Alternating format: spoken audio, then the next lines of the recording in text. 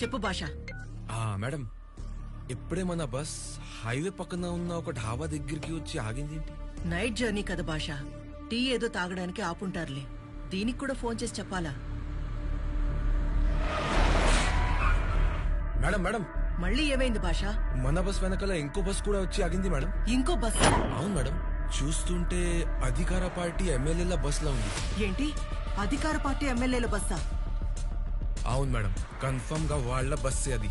అయినా వాళ్ళ బస్ ఇప్పుడు అక్కడికి రావడం ఏంటి? మేడం, నాకెందుకు మన ఎమ్మెల్యేలను మనం బెంగళూరు తరలిస్తున్నట్లు వాళ్ళు కూడా వాళ్ళ ఎమ్మెల్యేలను ఇంకెక్కడికైనా తరలిస్తున్నారేమో మేడం. అయ్యుండొచ్చు, కానీ 2 బస్సులు ఒకే టైంకి ఒకే ప్లేస్ కి ఎందుకొస్తాయి? నువ్వు పని చేయి భాష, అక్కడి నుండి మన బస్ సేఫ్ గా బయలుదేరే వరకు వాళ్ళ బస్ మీద ఓ కన్నేసుంచు. అలాగే.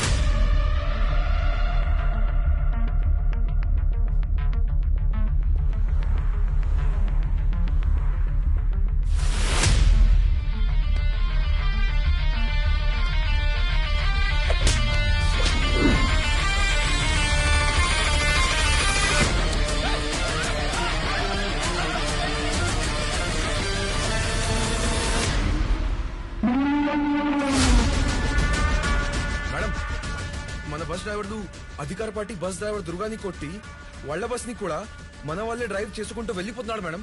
వాట్? వాళ్ళ బస్ ని మన డ్రైవర్లు తీసుకెళ్ళడం ఏంటి? అదే నాకు అర్థం కావట్లేదు మేడం. సరే, నేను మన డ్రైవర్ కి ఫోన్ చేసి కనుక్కుంటాను. ముందు నువ్వు మన బస్ ని ఫాలో చేయి. Okay madam. Hello madam. Anwar, ఏం చేస్తున్నారు మీరు? ఎవడో వచ్చి నన్ను కొట్టి మన బస్సు మొత్తం తీసుకెళ్లిపోయాడు మేడం. చెప్పండి మేడం. భాష, వాళ్ళు మన డ్రైవర్స్ కాదు, ఎవరో క్రిమినల్స్. వెంటనే వాళ్ళని ఆపు. Stop them right now. సరే మేడం.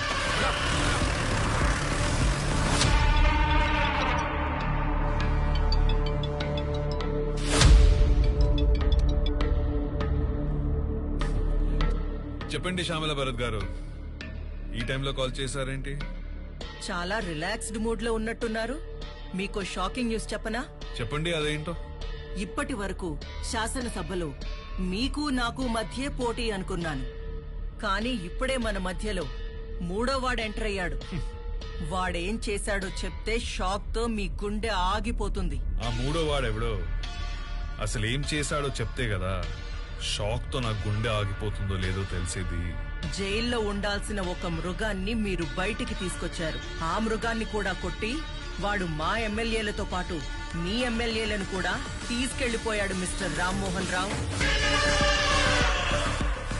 ఆ 3వ వాడికి మీకు మధ్య ఏదైనా కనెక్షన్ ఉందని నాకు తెలిస్తే మాత్రం మీకింక ఎప్పటికీ రాజకీయ భవిష్యత్తుండదు మిస్టర్ రామ్మోహన్ రావు.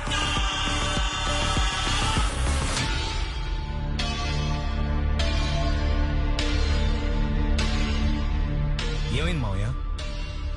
ఆ దుర్గా గారికి కాల్ చేయి.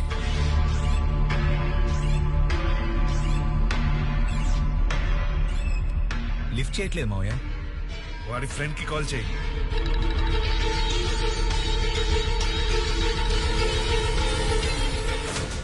నా పొలిటికల్ కెరీర్ లో ఇదే ఫస్ట్ టైం ఒకరిని నమ్మి నేను మోసపోవడం. అసలు ఎవడ్రా నువ్వు? చెప్పాను కదా, ప్రతి వాడు యుద్ధంలో గెలవాలని చూస్తాడు, కానీ ఎవడో ఒక్కడే గెలుస్తాడు. వాణ్ణే వీరుడంటారు. ఇప్పుడు ఆ యుద్ధం మొదలైంది. వీరుడెవరు, ఆ యుద్ధం ఎందుకు చేస్తున్నాడనేది ముందు ముందు మీకే అర్థమవుతుంది. అప్పటి వరకు wait and see.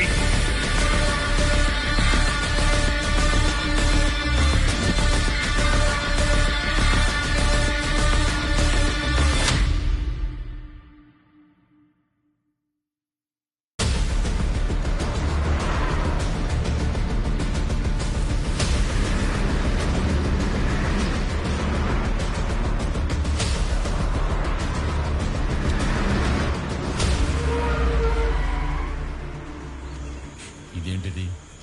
Bengaluru resort అన్నారు. పంపదీసి రూట్ ఏమైనా మారిందా? డీప్ ఫారెస్ట్ లాగా ఉంది.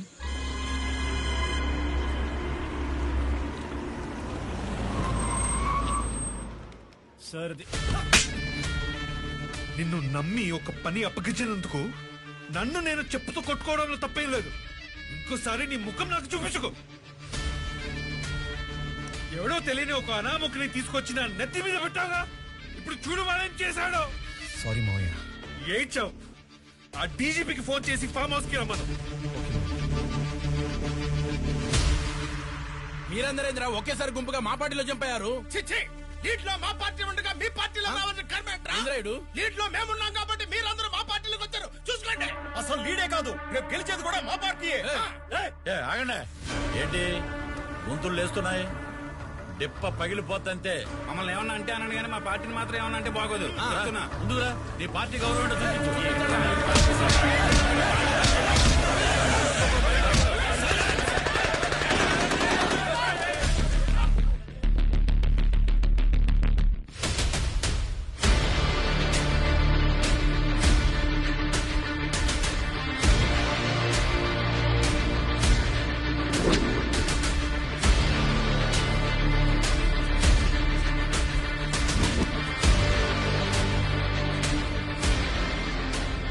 ఏం చూస్తున్నారో? మీరిష్టం వచ్చినట్లు అరవటానికి, మీరిష్టం వచ్చినట్లు పోట్లాడుకోవడానికి ఇదేం మీ అసెంబ్లీ కాదు. అడవి, నా అడవి, నా అడవి, నా అడవి. ఇక్కడ స్పీకర్ ఉండడు, మైకులుండవు, వాకౌట్ ఉండదు. హైవేకి దాదాపు 250 కిలోమీటర్ల దట్టమైన అడవిలో ఉన్నారు. బాబు మీరు నక్సలైటా, మావోయిస్టా, టెర్రరిస్టా? ఎవరు బాబు మీరింతకీ? వాళ్ళంతా ఎక్కడి నుంచి పుట్టారు? మీలాంటి వాళ్ళంతా తప్పు చేస్తేనే కదా పుట్టారు. బాబు నువ్వు చెప్పింది నేను నమ్ముతాను, కానీ నేను షుగర్ పేషెంట్ ని. టైంకు తిని మందులు వేసుకోకపోతే నా నరాలు బాడీ షివరింగ్ అవుతాయి బాబు. నువ్వు హెల్త్ మినిస్టర్ కదా? అవును బాబు. నీకు పెద్ద పెద్ద హాస్పిటల్స్ ఉన్నాయి, అయినా నీకే హెల్త్ బాగుండదు. ఇంకా నువ్వు పబ్లిక్ ఏం చేస్తావు? బాబు మీరు ఇప్పుడు ఏం మాట్లాడాలి మేము వినే పొజిషన్లో లేం బాబు. ముందు తినడానికి ఏమైనా పెట్టి మాట్లాడండి.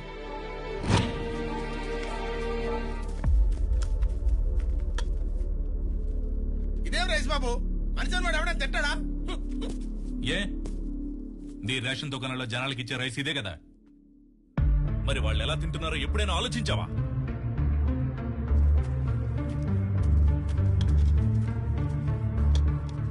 చాలు బాబు చాలు. అన్నం ఎంత తినాలో అంతే తినాలి, ఎక్కువ తినకూడదు. మరి ఆస్తులు ఎందుకు బోల్డెన్ సంపాదించావు? చాలని సరిపెట్టుకోవచ్చుగా. అది మాత్రం చేయరు. ఇదిగో అబ్బాయి, నీ మాటలు చేష్టలు ఎక్స్ట్రాడినరీగా ఉన్నాయి. కాకపోతే కొరత ఏంటంటే ఆ ముఖం కూడా చూపించావనుకో పోలోడు తిరిగిపోద్ది. నన్ను చూస్తే తట్టుకోలేవు. అబ్బో నీది నరసింహం అవుతారు మరి. అయితే చూడు. అయితే చూపించు.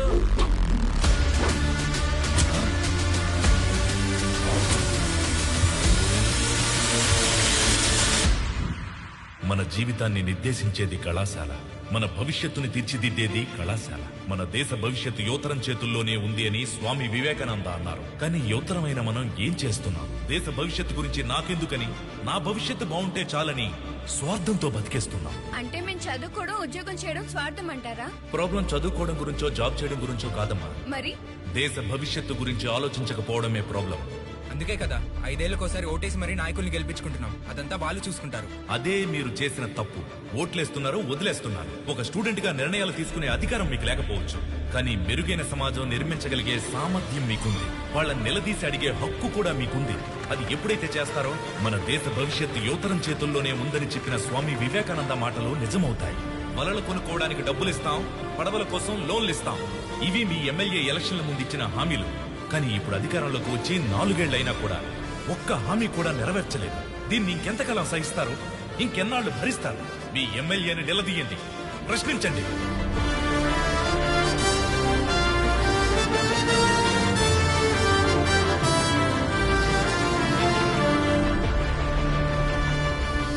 పద్దెనిమిదేళ్ల వయసు దాటిన యువతకి మన దేశం ఎందుకు ఓటు హక్కు కల్పిస్తుందో తెలుసా? ఒక సరైన నాయకుడిని ఎంచుకుని ఓటేయమని. కానీ మనమేం చేస్తున్నాం? కులాన్ని చూసి ఓటేస్తున్నాం, వాళ్ళు ఇచ్చే డబ్బులు తీసుకుని మరి ఓటేస్తున్నాం. ఇది గాని ఇలాగే కొనసాగితే రేపు మీ పిల్లలు, తర్వాత వాళ్ళ పిల్లలు ఈ రోజు మీరు పడుతున్న ఇబ్బందే రేపు వాళ్ళు పడాల్సి వస్తుంది. మిత్రులారా, ఇవాళ్టి నుంచి కులాన్ని చూసి ఓటు వేసే పద్ధతిని మారుతాం. డబ్బు తీసుకుని ఓటు వేసే సంస్కృతిని ఈ రోజు నుంచే నాశనం చేద్దాం. తర్వాత తరాలకు ఓటంటే ప్రభుత్వాన్ని మార్చే ఒక ఆయుధం అని తెలిసేలా చేద్దాం.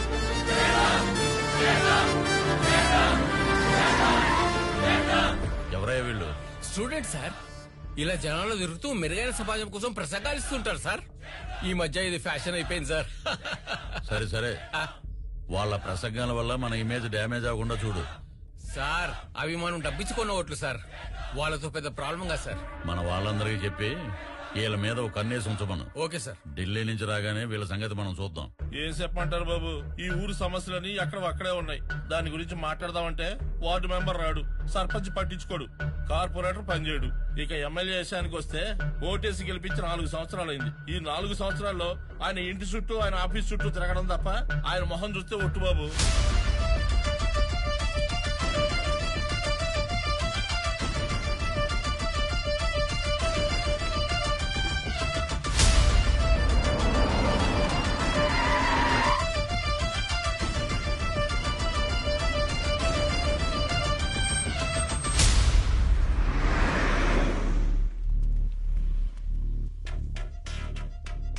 సార్ మనం పక్క స్టేట్ కే కదా వెళ్ళింది. అవును సార్. ఏదో యునైటెడ్ స్టేట్స్ కి వెళ్ళినట్టు ఈ ఫ్లెక్సీలేంటి? అవును సార్. పెడితే పెట్టారు గానీ సార్ ఫోటో బాగుంది. ఎవర్రా ఇది పెట్టింది? ఇంకేవో సార్, ఆ స్టూడెంట్సే.